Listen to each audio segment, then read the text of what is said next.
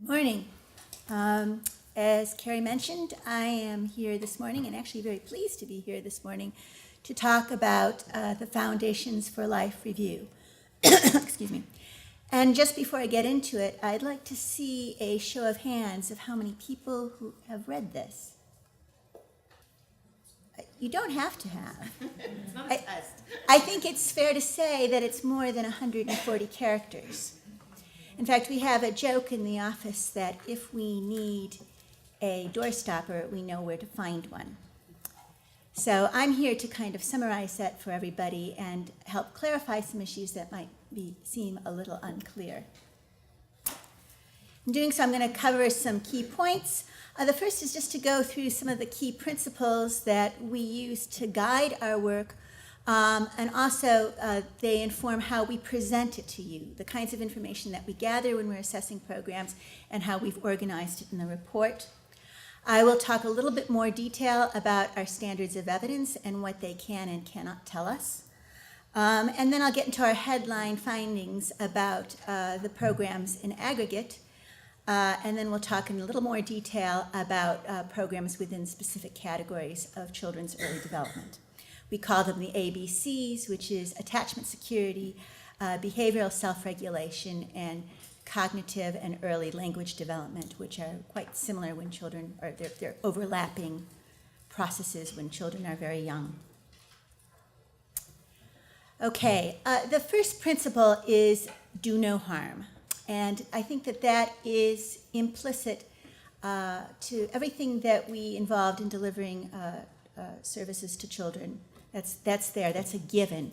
So people wonder why even say it. Well, we say it now because for us it has a number of different meanings. At first, it's very important for evaluation to make sure that the things that we're doing are not causing any intended harm. And I think it's fair to say that in this assessment, we did not find any interventions with any direct evidence of hurting children or parents. Occasionally this happens, but it didn't happen when we were looking at these programs. So nothing that we're talking about here today is harmful, and that's the good news. The bad news is that sometimes things don't work very well, and so they may not be causing harm in terms of direct harm that you can measure, but in terms of opportunity cost. And I say that both as a practitioner who has worked with families and see that things aren't making a difference, and also as a parent with a child who had a learning difficulty.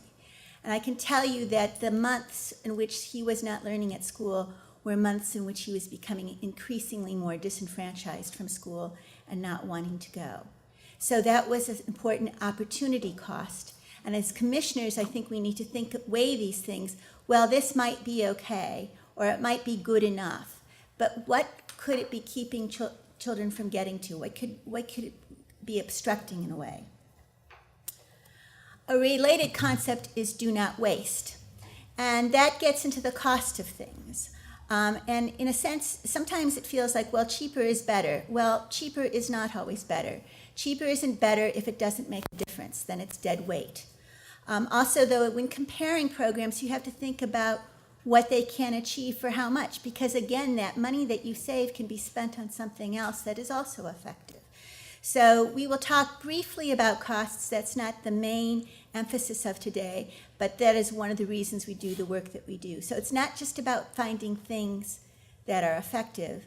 It's also about finding things that provide value for money, and I will highlight that when we think that we found it. Third, as Carrie said, parents matter. And during the early years, they matter a great deal. And they particularly matter in children's early social, emotional, and cognitive development. In fact, they are the people who make or break success during this time. They are the people who control children's environments.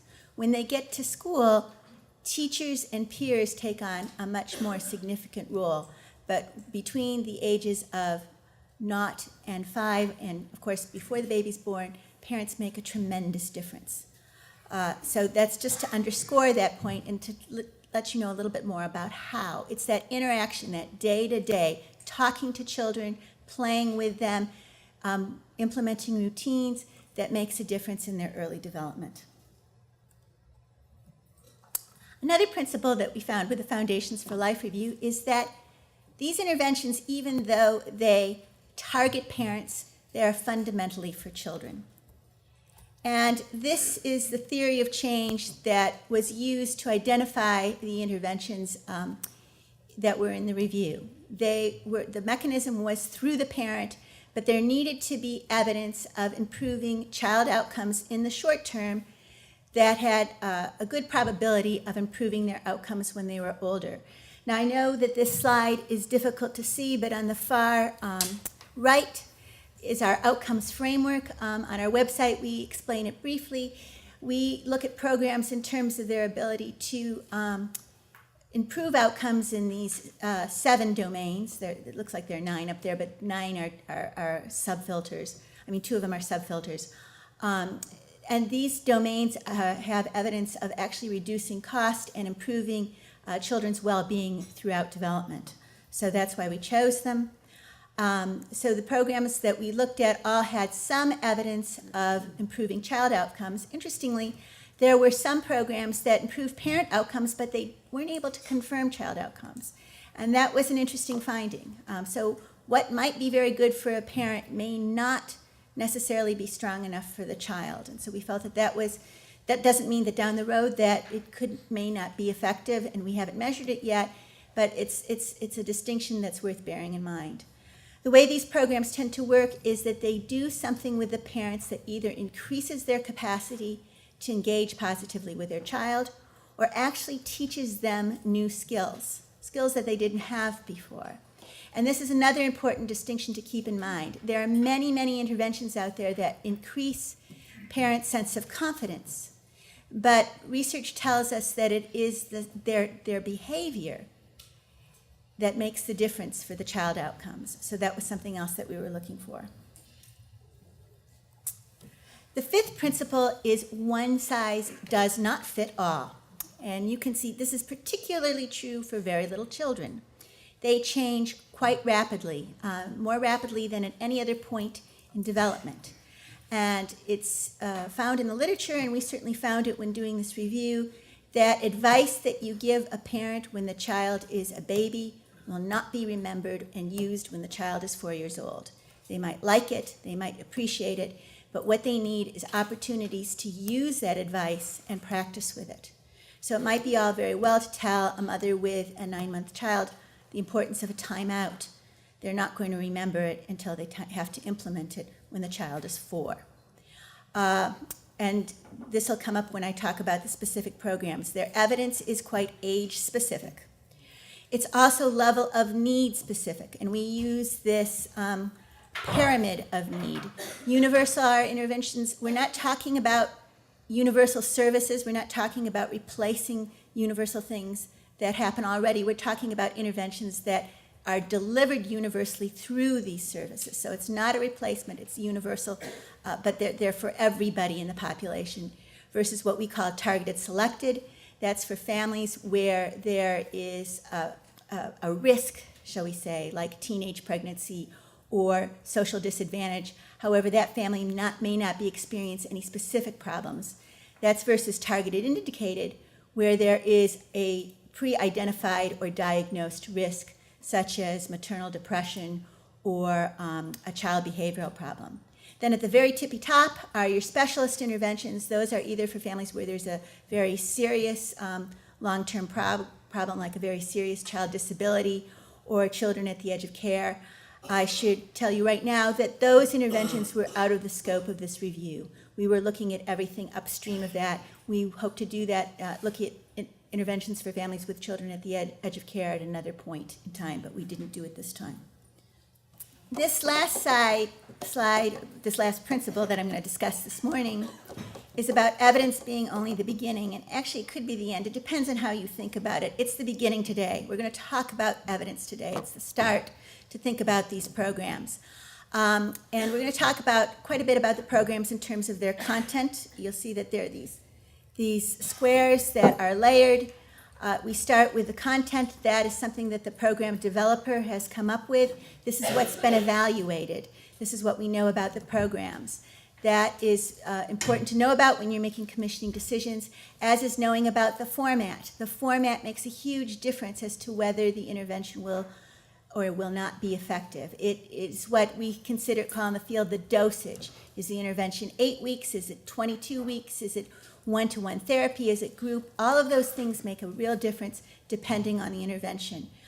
Those are things that really aren't up to play if you're going to commission and implement these programs. They're something that is determined by the developer and should be adhered to with fidelity systems that need to be monitored as the programs are being implemented. And this is where the work of the host agency, the people delivering the intervention, comes in. And these are the reason I bring it up now is because there's still things that you need to take into account when selecting these programs. And it's information that we've captured in our cost rating, which is in the pack and also on our website. And so as you go up, there's more and more responsibility of the agencies involved in delivering the intervention. So for example, the target population, the developer will have specified who they think the program works best for. Quite often they will have eligibility criteria, but it is up to the host agency to make sure that they match the programs to the needs of the families and that the program is in fact needed in the local authority. I can remember one of my first jobs as an evaluator in this country was to come in and find out why nobody was attending a very nice program some midwives had put together for teenage mothers. It was a really lovely program, and the few who did come really enjoyed it. And then we looked at the population data, and we found out that there were no teenage mothers living in the catchment. So these are all important things to take into account. And as you go up those layers, that information really needs to come from the people delivering the program and the community, and not from the developer. Having said that, the more expensive programs provide consultation and guidance as to how to do that. And some of these programs, for example, Family Nurse Partnership, give that guidance for a good year in the installation phase of the program. So when you're looking at the price, that is reflected in the price as well. So the price looks at a variety of different things. It looks at who delivers the intervention, how long it takes, is it one-to-one support versus group, but also how much extra support on all these factors that I've outlined here, including monitoring data, is bought into the price. So that's something to keep in mind. Now I'm going to talk about the programs that we assessed. And in the Foundations for Life review, we actually assessed in great depth 75 interventions. Prior to getting to that, I think it was fair to say that we looked at over 100. Some of them were no longer in existence. Some of them we could not get in touch with. And some of them, it turned out that they were out of scope because they were for families with a child at the edge of care. But at the end of the day, we looked at 75 programs. And as Carrie mentioned, we assessed them all against our standards of evidence. And she's already talked quite a bit about this.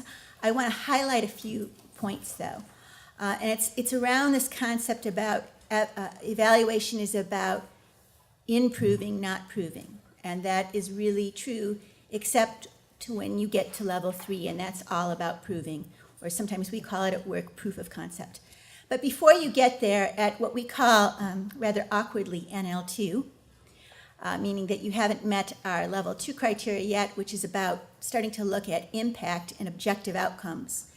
The developer is doing 2 very important foundational processes, and we've made this step much bigger because it is the cornerstone. It is the most important step, and it is the foundational step. It's where you're confirming the content, you're confirming how your content is informed by scientific evidence, and then verifying whether that content is feasible. Do parents like it? Will they come? Is it something that can be delivered by the workforce that you have? Those 2 steps are incredibly important for the rest of the work that needs to take place. Once developers are confident that they have a pretty good model and they can implement it with some reliability, it's time to do what we call a preliminary evaluation, a preliminary impact evaluation, which looks at whether or not the intervention is achieving child outcomes in a way that's objective and representative of the population. So you're trying to see if it's something that is not just what parents are telling you and their perceptions, but can be measured against a validated assessment tool, and also with a population that's much wider than what we sometimes call in the field the worried well, the people who come along naturally. We're talking about the people who the program is really intended to reach. And usually we can get that either from a very well-designed pre-post study with a representative population, or with a comparison group study, which might be comparing, for example, two different interventions. I mean, the same intervention with just, in one classroom or another one, or with two different groups of parents, but no randomization has taken place. And the RCT is earned the reputation in some circles, not all, as the gold standards, is the first time that we can evaluate a program to see if we can attribute causality to that content and format that I was talking about earlier. So some programs are fortunate in that they go up these steps in a logical sequence. But you'll see when you get to level 3 that quite often programs go back down. And in fact, that is the rule, it's not the exception. And that means going back to that foundational stage and rethinking some of the aspects. It might be the format, it might be the content, and then trying again. And I'll talk later on about a program that's done this 5 times. 5th time was a charm. At the very top is level 4.